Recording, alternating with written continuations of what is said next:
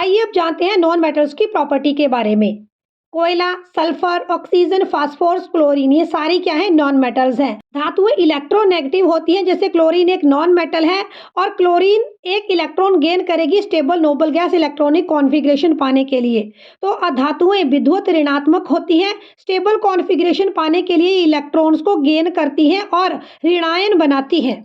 इसी तरह से धातुएं इलेक्ट्रोपॉजिटिव होती हैं, विद्युत धनात्मक होती हैं। स्टेबल नोबल गैस कॉन्फ़िगरेशन पाने के लिए ये अपने इलेक्ट्रॉन्स को लूज़ करती हैं, जो बैलेंस शेल में इलेक्ट्रॉन प्रेजेंट है उनको लूज़ करती हैं। जैसे सोडियम का एटॉमिक नंबर 11 है, ये अपना एक बाहर वाला इलेक्ट्रॉन लूज़ करेगी और सोडियम 1 पॉजिटिव बनाएगी।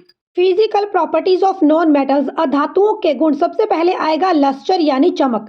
देखिए अधातुएं डल होती हैं, मलिन होती हैं, इनके सरफेस के ऊपर किसी तरह की कोई चमक नहीं होती।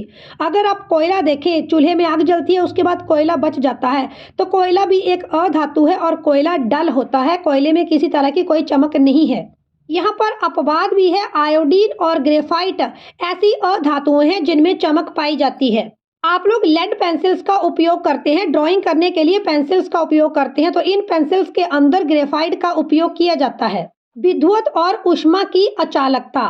देखिए जो नॉन मेटल्स हैं ये बैड कंडक्टर्स ऑफ इलेक्ट्रिसिटी और हीट हैं। अधातुएं इंसुलेटर होती हैं और ये इलेक्ट्रिसिटी कंडक्ट नहीं करती, लेकिन ग्रेफाइट एक ऐसी अधातु है जो कि विद्युत की सुचालक है, इलेक्ट्रिसिटी की गुड कंडक्टर है।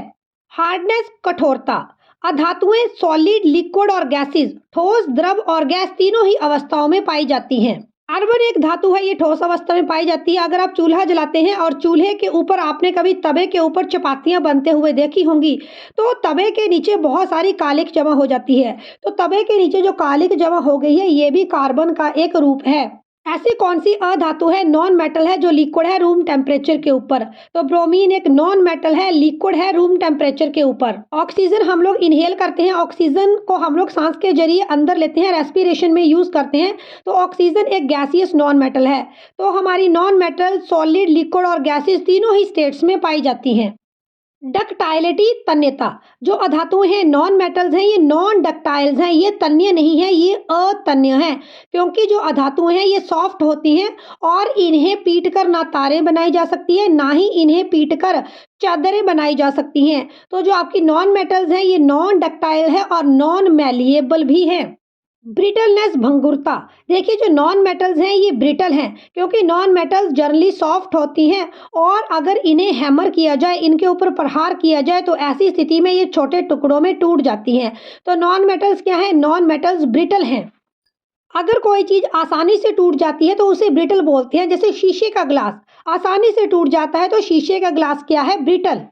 मेल्टिंग पॉइंट यानी गलनांक। अधातुओं का गलनांक कम होता है, अधातुओं का, नॉन मेटल्स का मेल्टिंग पॉइंट कम है। मैंने आपको जब मेटल्स पीछे टॉपिक पढ़ाया उसमें मैंने आपको एक्सप्लेन किया था कि धातुओं का गलनांक बहुत अधिक होता है, मेटल्स का मेल्टिंग पॉइंट, बॉइलिंग पॉइंट बहुत ज़्यादा होता है। लेकिन गैलियम और सीजियम ऐसी धातुएं हैं, इनका मेल्टिंग पॉइंट इतना कम है कि अगर आप इन्हें हथेली पर भी रखेंगे तो ये पिघलने लगेंगी।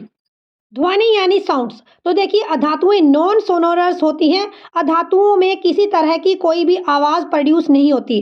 अगर अधातु को हम किसी चीज़ के साथ हिट करेंगे तो यहाँ पर कोई भी आवाज़ प्रोड्यूस नहीं होंगी। तो हमारी अधातुएं क्या है? Non sonorous.